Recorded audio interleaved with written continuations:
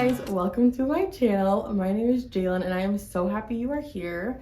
I am doing a little bit of rebranding because I want to focus on inner work and I want it to be for everybody, but there will still be an emphasis in parenting, lots of parental examples, just so that can also cater to parents as well, because I really want to help parents feel their best, manifest their life, be the best parents, break generational curses, all those things. So it's definitely going to be geared towards parents still. I am going to, what's that called?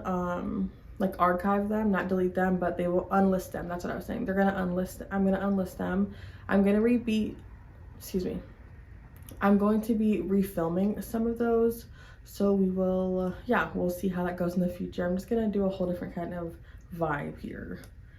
So, as you saw by the title, today we're talking about energy givers versus takers. I saw this on TikTok. It was just a list of like energy takers and energy givers. And when I saw that, I was like, oh my freaking gosh. And I just started going off in my head of different things that like drain my energy.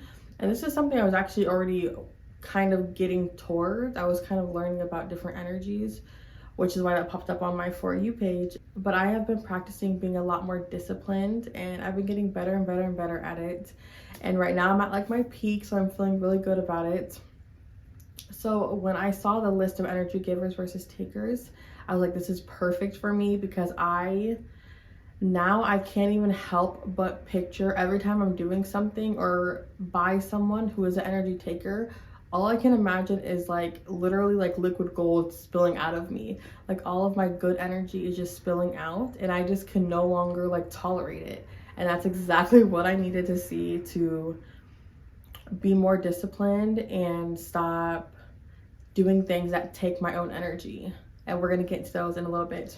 So if that is something that you are also struggling with, maybe being disciplined or just having good boundaries in life, in relationships, with yourself, with your children, please keep watching. This is going to be an excellent video for you.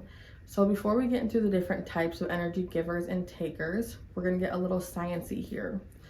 I'm going to be reading off this so I don't miss some of the things I'm saying, because it's super outside of my vocabulary with some of these words. I just want to make sure I'm saying everything correctly.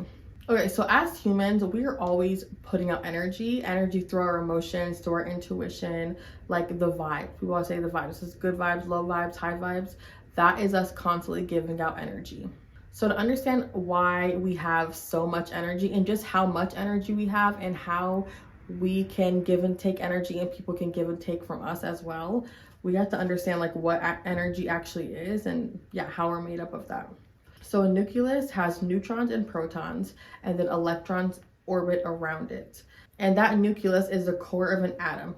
Everything is made up of atoms, or like clusters of atoms, which is a molecule. So atoms and molecules make up everything. We are all atoms and molecules. The atoms are what give us energy. So it is so important to understand that we are 100% energy because of the electrons, which is what's giving us that energy. Okay, so humans are roughly made up of 7 octillion atoms in our body. That is so freaking many. I looked at the number. I actually had to copy and paste it into Google because I didn't know how to say that. But it's 9 sets of zeros.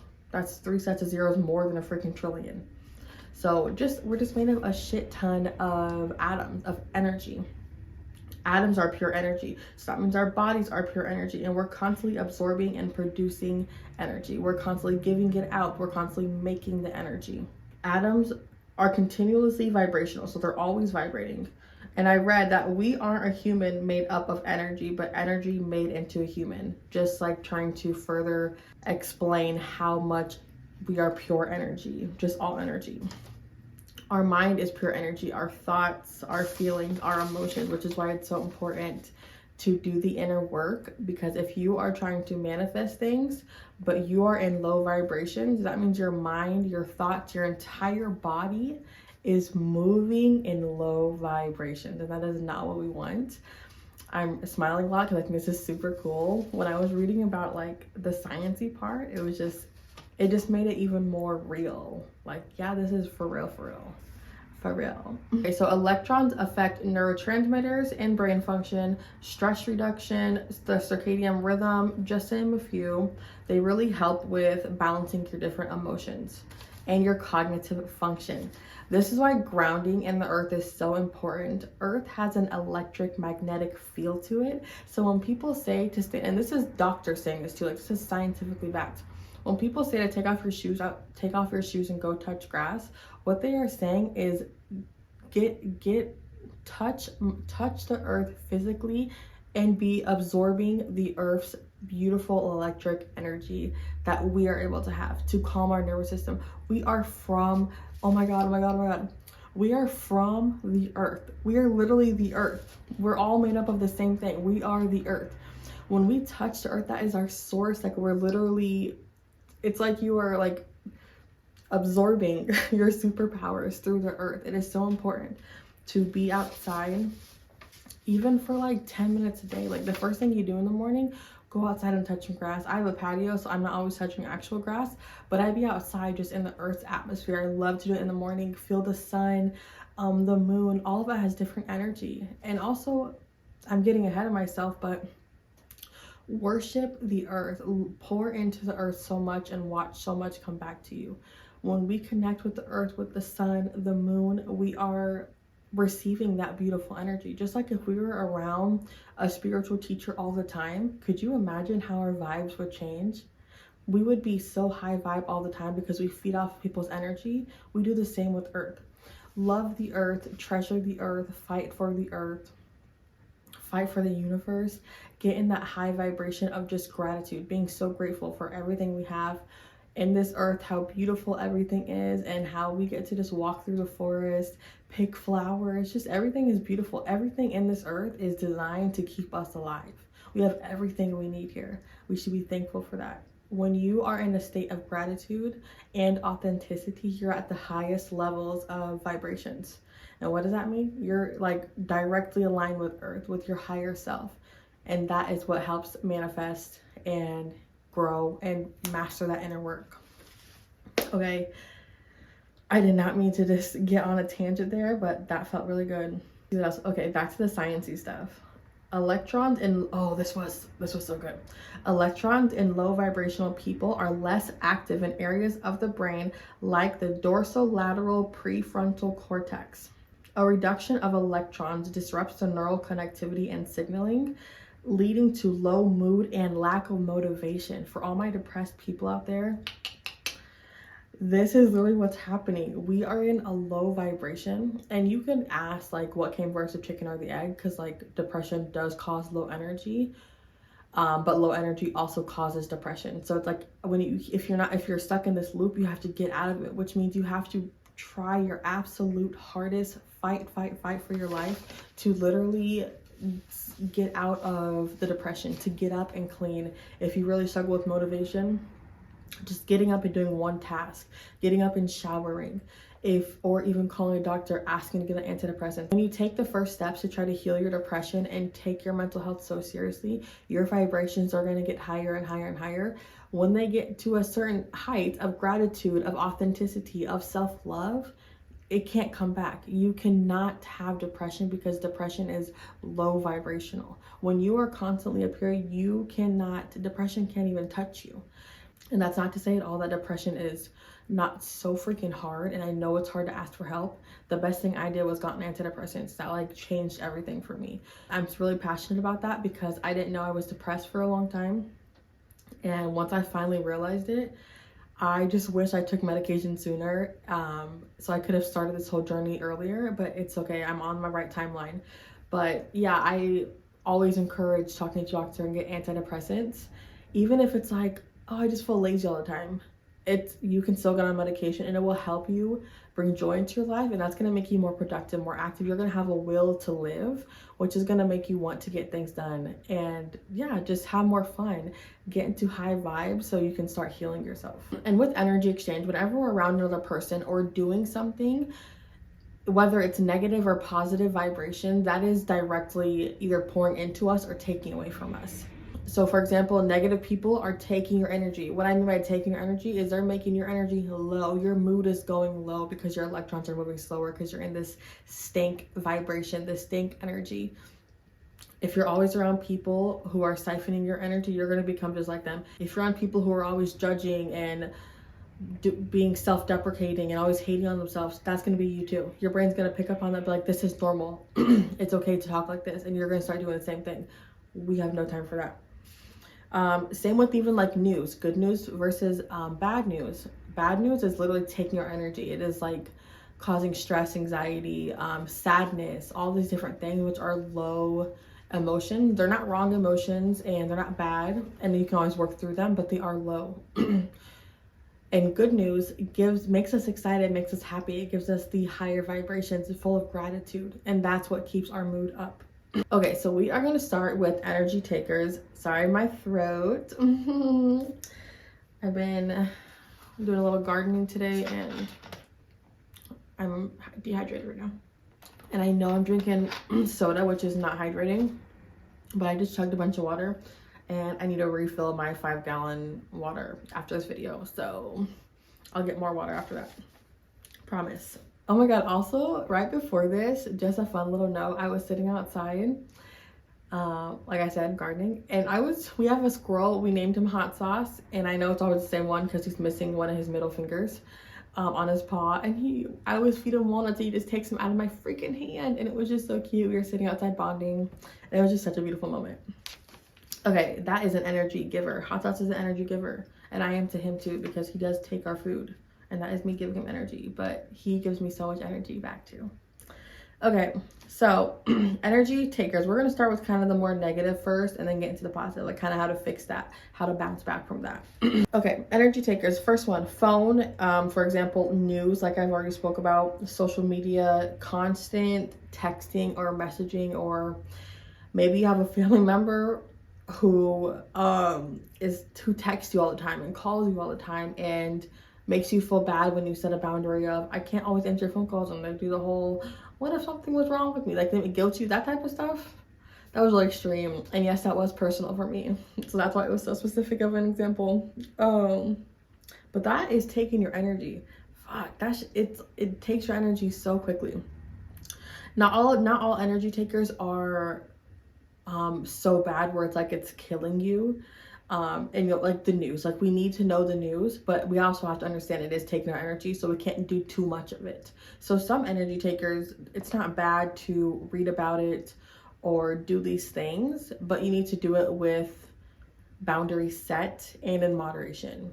And in my last video I just uploaded, I talk about how to be sane in this world that we're in this country. And I give really good tips on that, having good boundaries with social media and bad news and good news, stuff like that. Social media is super cool and you can learn so much from it, but too much of social media will have you sitting on the couch for hours, which puts you in a really low vibe state. You're just ingesting so much information that's not truly fulfilling you. A little bit of time is perfectly fine, but not too much. Also lots of news on social media as well. So you just want to really limit your time with that and stay being productive or truly resting. Resting and watching TikToks is fun for a little bit, but true rest is like meditating, sitting in silence, listening to music, like just being within yourself and being peace and silence. We always need silence a little bit. Constant texting, you need to set a boundary with that person and just stick to it. I literally saw something, I think on TikTok like a while ago, maybe like a month or two ago, probably like 2 months ago.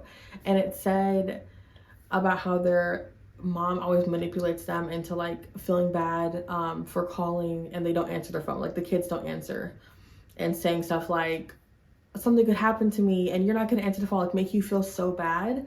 And they said literally that, it was a podcast, I think.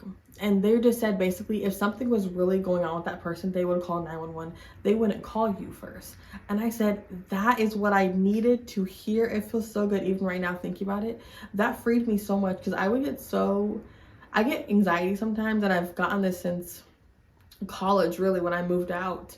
Like always thinking, what if I wake up and something happened to my family and I'm not in the house anymore? And I just don't know. Like I would always be so concerned for my family's safety, and that's being a oldest daughter of a single mom, just always kind of being a protector and not always feeling very protected myself, except for my own self. Where was I going with this? But yeah, they are not going to call you if they're truly having a medical emergency. I hope they would know to call 911, and you can say that to them. You can literally say, if you have a medical emergency, please call 911 before you call me. Leave it at that. And even if they would have the audacity to call you in a medical emergency and then try to blame you for not being there, like when they're at the doctor's, whatever, absolutely not. I'm like, okay, I'm getting too deep into this story. I'm creating a whole scenario. I'm like getting irritated thinking about it. Okay, hopefully that felt good for someone to hear. That felt really good when I heard that. Okay, food, drinks, drugs, all of those different things are energy takers if you do it too much. Or, I mean, with some of the drugs, if you do any of them at all, you know, let's have a little balance there. Let's do the smaller ones, nothing crazy. If you overdo gardening, I literally was doing that. I was overindulging gardening. I had to take like months off, a break, because I was just like, oh my God, I shouldn't always be like microdosing throughout the day. I was just depending on it too much and it didn't feel good. But now I have a really good boundary around it.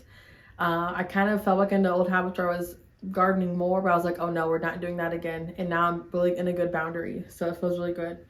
But yeah, do things in moderation. Drinks. It's okay to go out and drink if you want for a little bit. If you're doing it every single day, maybe learn how to quit doing that every day. I don't know, go to therapy or search on TikTok, like, I'm drinking every day, how do I stop this? Because I think at that point, if it's every day, that is an addiction. I don't know what the actual definition of addiction is, but it sounds like that. Too much food, or even too much obsession with like health and food and diet, all of those are energy takers, taking your energy. People you don't align with anymore. As you do your inner work, you are going to outgrow people. Hopefully not always, hopefully they're also growing too. But a lot of times there are at least one person you're going to outgrow, and it will eventually start to fizzle out because you are going to be trying to go up high, and they don't want to. And every time you get into the room with them, you're literally lowering yourself down to their level by being in their energy for like hours at a time. Like if you guys go do something and you're absorbing negative, you know, those negative ass people, and we're just, oh my God, just like always say some negative stuff. Like they have nothing positive to say. I've been around people like that, mostly like coworkers when I was serving. Oh my God. First of all, insufferable, and also you are killing my energy, my dude. Like you are literally fangs and neck sucking my energy out. Dude, you have to get away from them and just set that boundary. And you could be so honest, or you can just kind of be like, I need some space for my friendship. I would just be straight up honest, like your energy is just not it, and I'm trying to grow, and I can't be in your low energy content all the time. And if they think that sounds silly or ridiculous or stupid, not their problem, not your problem. Giving into triggers, that is a big one, but also really easy to do. When you find yourself being super irritable and frustrated and annoyed at something, please understand, if it's constantly happening, that it is a trigger. Something is triggering you, you just don't know. It's not just like a one time I was super angry or upset thing. It is because you just triggered something from childhood trauma, from young adult trauma, from past trauma, maybe with businesses or parenting, something like that. Something is like triggering you. When I had a roommate, if I was cleaning and they weren't cleaning, I would get so irritated that they weren't helping me. And also when they would want to start cleaning and I wasn't in the mood to clean yet, because like I just got home maybe, and they weren't making me get up and clean, but I felt like if I didn't get up and clean, like I was lazy, or they're mad at me. That's actually the biggest one. They were mad at me, and they're like huffing and puffing doing this. They're not doing any of that, but I was putting these stories in my head, so I would get so angry because I had to get up and clean to myself. No one was making me do this. I was making myself do this, but I had to get up and clean even though I really did not want to. I just wanted to rest for a little bit. And I soon learned, well, this is in the beginning of my inner work. Oh my God, I am getting triggered. This is when I first learned about childhood trauma. because my mom would do this when I was younger. It would go outside or help me clean. Saturday mornings, blasting music, vacuuming right by the door, right early in the morning. If you do that, please don't. It's not like a cute tradition, like, oh, I remember my mom used to do this on Saturday mornings. If your kid, maybe if it's homeschool, it's a little bit different. I don't. I still let my kids sleep as long as I need to. But especially if you're sending your kids to a public school where they're in school for so long, and usually it's early in the morning, they have to get up to eat and everything, please let them sleep in on the weekends. You do not need to be vacuuming at 8 o'clock in the morning. You don't need to be blasting your music. That's what ear pods are for. Let your baby sleep as long as our body needs. Okay. Wait, did I come to the conclusion? I don't remember. Okay, I think I did conclude that I understood that I was getting triggered because of that, because in my childhood, my mom would do that to us. If she was cleaning, we had to be cleaning, or we're lazy, or she's gonna be angry, slamming stuff, slamming doors, vacuuming ridiculous, those type of things. And I didn't even know it. It's so crazy. Like, when you learn about childhood trauma, you're like, this is why I am this way. It's so ridiculous. But also, like, keep that in mind when you're raising your kids, right? But yeah, eventually, once you identify and learn about the trigger, it's so much easier to stop doing it, because now you know why you do it. Now you know that that is no longer a fear. Unless you are in that kind of a household, then that is abusive and you need to try to get out. But if that is something that happened in your childhood and it's not happening at all in your relationship or your partnership or whoever it is, just let yourself know, I am safe. I don't need to get up and clean just because my partner's cleaning. And it's going to be hard to actually do that, but you're going to do that. I don't care. Put some headphones on so you can't even hear them cleaning, and practice being okay with that. And you can also talk to them. I talked to my roommate. I was like, I get triggered when this happens. I tell them that because, one, it made me feel better because they understood where I was at, and if I'm in my room and I'm not cleaning, it makes me feel better that they know that that's what I'm doing. But also just letting them know that this is kind of what's been happening and I'm trying to heal that right now. Dwelling on the past, which I kind of just talked about, with like childhood trauma, be at peace with your past. Practice being at peace with it. You cannot change the past, and every time you constantly are dwelling on it, you are like leaking out some of your energy. You're lowering your vibrations. And I want to make this very clear, with shadow work and learning about your triggers and working through those emotions, please do that. You have to do that in inner work. What I mean by dwelling on the past is if it's been like 5 years and you're still crying, mourning over a breakup, you need to go to a therapist or be looking up different practices to do to get over that breakup and start healing. It is okay to work through your emotions and cry and be sad and be angry. You have to do those things to release energy. After I have like a 1 hour, I call it a therapy cry, where I just start crying about all these different things I'm upset about in my life. And then I end up finding solutions while I'm doing this, or after I calm down, after I release all that energy through my tears, I always will have a solution. So don't be scared of feeling those emotions. You need to. When you release that negative energy, that's what's happening. When you're crying, you're releasing that negative energy, or that low vibration, I should say, not really negative. And after that, your brain is clear. It's like your fog is gone because you're no longer holding on to all that energy. Please cry. Please scream into a pillow. Scream in your car. I love screaming songs, play songs that kind of fire up my anger, and I just scream in the car. It feels so good. And after that, it's I'm a new bitch. Okay, so I had one more, but I'm actually going to do that in a part 2 because I don't have time. That one's a really big one. And I told myself if I didn't have time to do it, I'm not going to. Because I need to talk about a lot of stuff with that one. So we're going to get into energy givers now. Now, like I said, it is good to balance these out. Have some boundaries around your energy takers and energy givers, because too much of either of those can harm you. Too much of the bad news of smoking, of gardening, whatever, is bad for you. A little bit, yeah, cool. Too much energy giving, too much letting yourself rest, too much self-care, and not enough discipline. Too much of a vitamin, that gives your body energy. Too much of a vitamin can hurt you.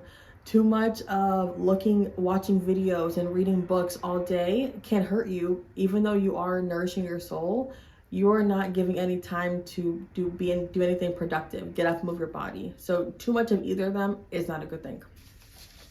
So I'm doing these now so we can kind of balance some things out, balance our energy out. Energy givers, nature. I've already talked about this. I don't even need to get into it. Everything I said in that my first tangent, ditto right now, because I just love the earth. And also, oh my god, look into like some indigenous practices that are open, obviously not closed ones. That's where I first learned about like worshiping the earth. Like it was, I don't remember what it was, honestly. It was a quote on my TikTok from an indigenous chief, but I don't know what tribe or anything, I don't remember. But basically just saying like, how can you not believe that the tree deserves to be worshipped, in the sun, in the moon? It's physical, you can actually see it, versus a god that you can't see. If you're comparing those things, how can you think I'm crazy for worshiping the earth? It's tangible, I can see it. I know it gives us energy. It's scientifically proven that it does. So why would you not give out your good energy to the earth and receive more of that? Like, after I heard this, and I'm saying it way more extra and like adding in a lot of different things, rambling is what I'm trying to say. I'm rambling a lot more than that quote was, but it was just, it really opened something inside of me like, yeah, I do need to be worshiping the earth. And actually, I love the fuck out of the earth. And I'm so thankful that I get to experience life on this earth, even in this fuck ass time. Next, the phone. So I said the phone can be an energy taker. It can also be an energy giver with like learning. If you're on YouTube, you're reading articles, you're looking up good news. I love following good news TikToks accounts. So you're also getting the good news. It's important to receive that bad news because you need to know what's going on in this world, but you have to take breaks and get the good news. I love good news posts, dude. They make me like, kind of, it just balances me out. I'm like, oh yeah, the world actually is not ending right now. It feels like it, if you're always watching the news, it feels like it is literally ending, and what you have to do is get in some of that good intake and just to balance it out. And remember, it is not ending right now. It is okay. Oh yeah, also communicating with your loved ones. As long as there's boundaries around it. I love talking to my siblings and my friends on the phone. I'm actually trying to get better at it because I really, sometimes I really hate texting, and so I'm trying to get better at responding to people. But I do enjoy like talking on the phone and FaceTiming. That always feels so good. Nourishing foods and drinks that are good for you. If you're able to, like, see a holistic doctor to see what more vitamins you need, what spiritually like rich foods that you can be eating. I have never been to one, but I want to go so bad, and I will be going soon, hopefully. So yeah, nourishing foods, nourishing drinks that are good for the body, feed your soul. If you do eat meat or like eggs or chicken, actually anything really, but I would say specifically meat, if you're able to afford a nicer brand that you know where the meat is coming from and you know the animals are taken care of. I think my biggest thing, and this is what I kind of discovered more after I stopped eating meat, because I stopped eating meat 10 years ago, or about 10 years, almost 10 years ago, but I didn't have this revelation until later on. But like animals, that energy, if they're tortured and not taken care of well, that is the energy that is in their body, in their meat that they're holding on to. And you don't want to be ingesting scared, anxious, negative energy, especially if you get meat in America. Please, if you're able to, spend extra money on it, or even like talk to a local farmer. I feel like that would probably be cheaper, the best like financially like safe option. But please do that. Give yourself good energy if you're able to. If you're not, it's okay. It's a process, and you don't feel bad for doing it. Just making sure that you're balancing it out with energy and food that is nourishing your soul. And also speaking into your food. Speak gratitude into your food. Me and the boys started doing this, me and my kids, and it's so fun. And the boys love it. Santi's kind of like, but Mateo loves it. But Santi's just a 3-year-old butthead right now. So, but speak good things into your food. That's actually a really good way to like make sure there's no negative energy in there. Actually, just thought that's a good idea. Yeah. Speak energy, and then you eat that. Speak into your water, and then drink that. Drink that energy back up in there. Okay. Inner work, like your shadow work. Like I said earlier, even if it's a low vibrational emotion, like crying, being angry, you need to feel through that. When it's a problem is if you're stuck in it. If you can't stop crying every day. If you're angry constantly all day, that's when it's more of a problem. And you need to be getting it out. Because if you're just walking around angry but you're not releasing it, that's when it's a problem. You have to release it through somatic movement, which is actually my very next one. Somatic movement, shaking your body, literally shaking, dancing, throwing that ass in a circle. I do it daily. It is my favorite thing. I love to dance. It always feels so good also. Breath work, meditation, different things to just release the energy. Crying, I love a cry. Like I said, screaming, punch a fucking pillow, take up boxing, work out, release that energy. If you let that anger and depression, sadness just sit inside of you, that is definitely probably a trigger or trauma from childhood. And also ways to work through that is to release it somatically through somatic movement. Also listening to your body, to your intuition, and strengthening your feminine and masculine energies. Strengthening, like being soft and fun and playful. And when I say feminine and masculine, I really mean more like yin yang. I don't believe in like the gender stereotyped version of it. But feminine energy is just more like soft and playful and childlike, and yeah, just nourishing your inner child basically. And then masculine being more disciplined, not dreaming as much. Feminine energy is like dreaming a lot. You can't dream all the time. That's actually my south node. In a past life, I was a dreamy bitch. I probably fucking smoked weed and manifested in my head all day. Like I love visually, what's that called? Daydreaming? That's not the word I'm thinking of though. I love I can't say it. Visualization meditations. But I love those. I love just thinking and picturing like the life I want. My north node, my lesson I'm supposed to learn in this lifetime is discipline, which is literally like punching me in the face. So accurate, like disrespectfully accurate. But it's so good to know. South node, north node, that's your past life and your current life. For your current thing, you have to learn this lifetime. But yeah, balancing that out. You have to find the balance. If you're always working, that becomes an energy taker. If you're only doing self-care and resting and relaxing and dreaming, that is an energy taker. When you balance those things out, energy giving, aligning better with your higher self. And for like routine, like mask energy, make sure you have a routine that you're committed to. It teaches your brain this new routine, and it's also nourishing your body. Like things like daily inner work, whether that's breath work, meditation, journaling, gratitude, all the things, being outside in nature, those are all inner work things. Learning from a YouTube channel, writing down notes, take notes. If you are learning and listening to podcasts, take notes. I started doing this and it's so nice. Also, it's so good to like go back into. And also I'm just a lot more present, and it feels like I'm in school again. It's kind of like, it feels like I'm really learning and like absorbing this information. So take notes, it's so fun.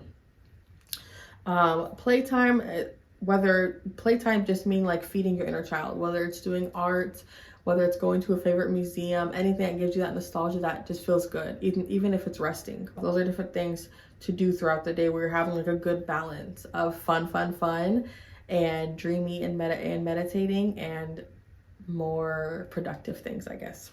Okay, so that is all I have. Thank you so much for watching. This was a really nice video. I was so excited to do this and teach this because this just like changed my life. Like just thinking about just being able to acknowledge that this is taking my energy right now, and that's not something I'm going to be doing at all or for a long time. Like I said, sometimes you can do it for a little bit, but with a boundary.